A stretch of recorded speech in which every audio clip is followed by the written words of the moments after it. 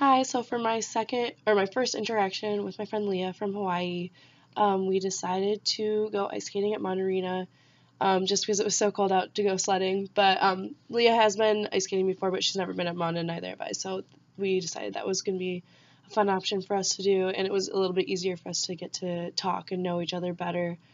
We didn't really talk too much about the disconnect between cultures of the United States versus Polynesian cultures.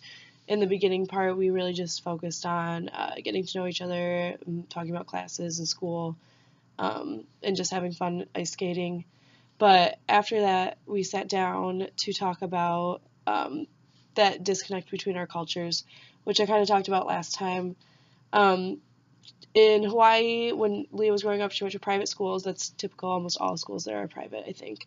And they don't learn the national anthem. They don't really hang U.S. flags. There are U.S. flags like on the hotels in Hawaii, but not in those private schools, in the local schools.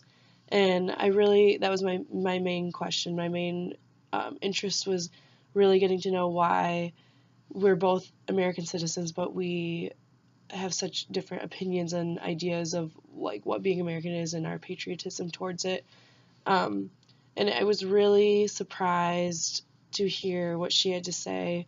Basically, I think it was 1893.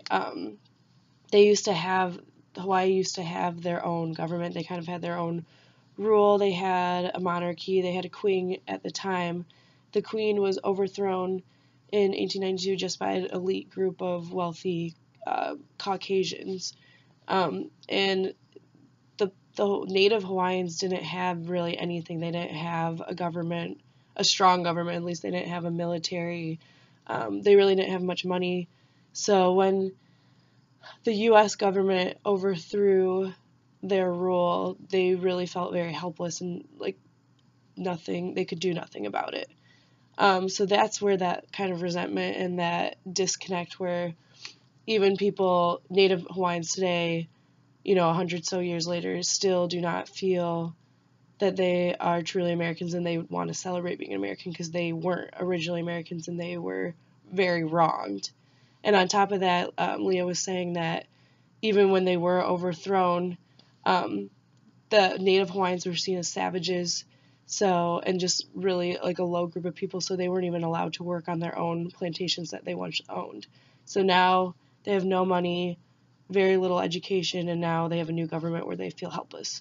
Um, so that now makes sense to me why, like, at first I was like, why don't you don't know the national, like, she knows the national anthem, but they just don't sing it. Like, that's not something that, in elementary school, we sang that, we pledged the allegiance to the flag every morning, and they didn't have that experience, and that seemed really weird to me. But now I get it, and it makes me feel disappointed and really sad. It was a lot like the Trail of Tears with the Native Americans here, and it's disappointing that we don't really learn about that in our history classes, and I think it's because America was in the wrong, the government was in the wrong, and that's kind of frustrating to me. It's interesting and it's frustrating because it's interesting that they really don't care that we learn about our wrongs. We're always very quick to learn about the history where we're right, but in this case we were wrong, so we didn't learn about it. Um, and it's really nice to get a firsthand experience of why she her culture is so different from ours here. On top of that, she wanted to add that like they never got a formal apology until 2003, which is just too late at that point. And she mentioned that at least with the Native Americans, like they get free schooling. If you're like 12% Native American, you get free schooling, where Hawaiians had to rebuild everything themselves. They never had camps. They never had free schooling. So there's just a lot of very bitter people there, rightfully so, and that's why there is that disconnect.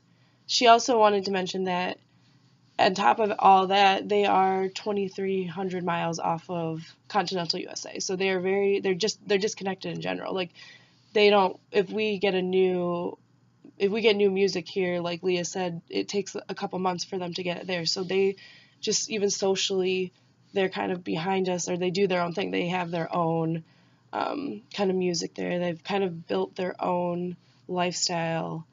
Like, obviously we all have the same government, but other than that, they've completely tried to just keep their roots as much as they could.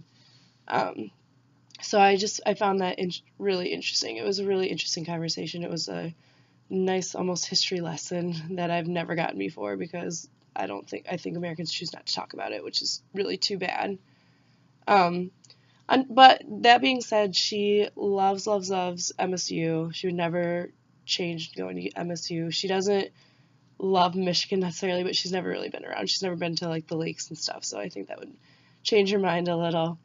I think for our next interaction, she was talking about there's only like 8 Hawaii kids here at Michigan State total, and so they all get together. So I think she was kind of talking about possibly having them over, and I can go over there and talk to them. I'd really love to talk to someone who's not 100% Polynesian, which I think there's 2 kids from Hawaii that grew up in Hawaii but aren't technically indigenous people. So I'd really like to see their perspective on everything, because they don't really have the history background, but they still have the cultural background. And yeah, it was a really, really interesting experience, and I'm really happy that we got to talk about that.